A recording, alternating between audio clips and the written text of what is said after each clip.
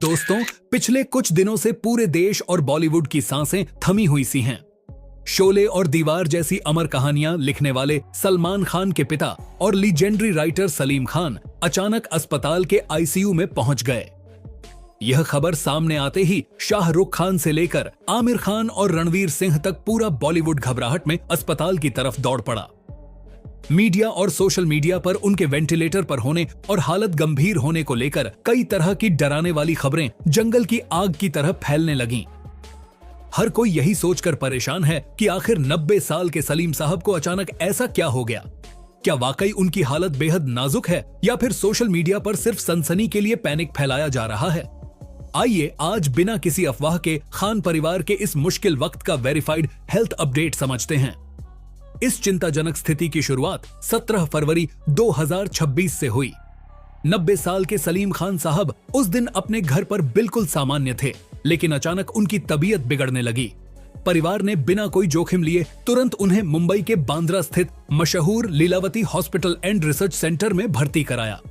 Test होने पर पता चला कि उन्हें माइनर ब्रेन हेमरेज हुआ है। मेडिकल भाषा में इसका मतलब है कि सिर के अंदर किसी नस में बहुत हल्का रक्तस्राव होना। 90 साल की उम्र में शरीर काफी संवेदनशील हो जाता है, इसलिए इस उम्र में ऐसी कोई भी मेडिकल स्थिति परिवार और चाहने वालों के लिए बड़े झटके से कम नहीं होती। जैसे ही खबर मिली, सलमान खान ने अपने सारे काम, शूटिंग और कमिटमेंट तुरंत रोक दिए और सीधे अस्पताल पहुंच गए। भाईजान के चेहरे पर चिंता और उदासी साफ दिखाई दे रही थी। सलमान हमेशा कहते आए हैं कि उनके पिता ही उनके सबसे बड़े मेंटर और असली ताकत हैं। ऐसे में उस ताकत का अस्पताल के बिस्तर पर होना पूरे खान परिवार के लिए एक भावनात्मक परीक्षा जैसा था। अस्पताल के बाहर का नजारा किसी फिल्मी सीन से कम नहीं था, लेकिन यह असल जिंदगी की चिंता थी। जैसे ही यह खबर इंडस्ट्री में फैली, कई बड़े सितारे अपने काम छोड़कर अस्पताल पहुंचने लगे। देर रात जब शाहरुख खान अस्पताल पहुंचे तो वह पल काफी भावुक था। शाहरुख का सलीम साहब और खान परिवार से बहुत पुराना रिश्ता रहा है। अपने संघर्ष के दिनों में उन्हें सलीम अंकल का सपोर्ट मिला था। ऐसे में एक बेटे की तरह उनका रात में अस्पताल पहुंचना यह दिखाता है कि सलीम साहब की इज्जत सिर्फ एक लेखक के रूप में नहीं, बल्कि इंडस्ट्री के पिता समान इंसान के रूप में भी है। इसके अलावा आमिर खान, रणवीर सिंह और परिवार के सदस्य अरबाज खान, सोहेल खान, अलवीरा और अर्पिता लगातार अस्पताल में मौजूद रहे। पूरा बॉलीवुड एक परिवार की तरह इस मुश्किल घड़ी में साथ खड़ा दिखाई दिया। हालांकि इसी बीच सोशल मीडिया पर अफवाहें भी फैलने लगीं कि सलीम साहब वेंटिलेटर पर हैं और उनकी हालत बेहद नाजुक है। लेकिन लीलावती अस्पताल के डॉक्टर जलील पारकर ने इन खबरों का पूरी तरह खंडन किया।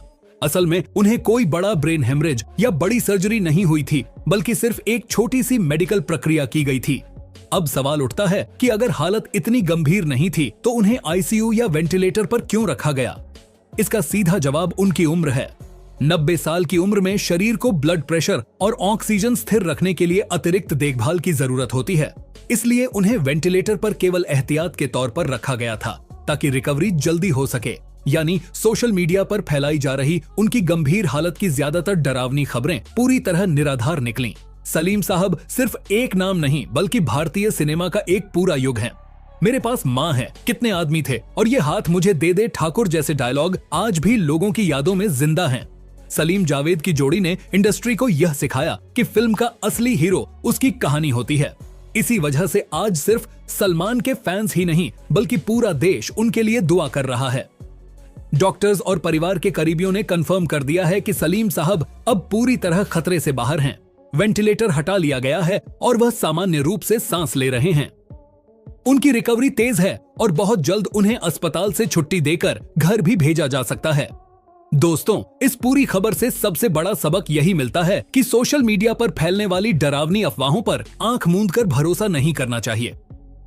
सच्चाई यह है कि सलीम साहब का मेडिकल संकट टल चुका है, वह सुरक्षित हैं और खान परिवार में एक बार फिर सुकून लौट आया है। वीडियो पसंद आई हो तो वीडियो को लाइक करें, चैनल को सब्सक्राइब करें और ऐसे ही दिलचस्प और सच्ची जानकारी वाली वीडियो देखने के लिए हमारे साथ जुड़े रहें।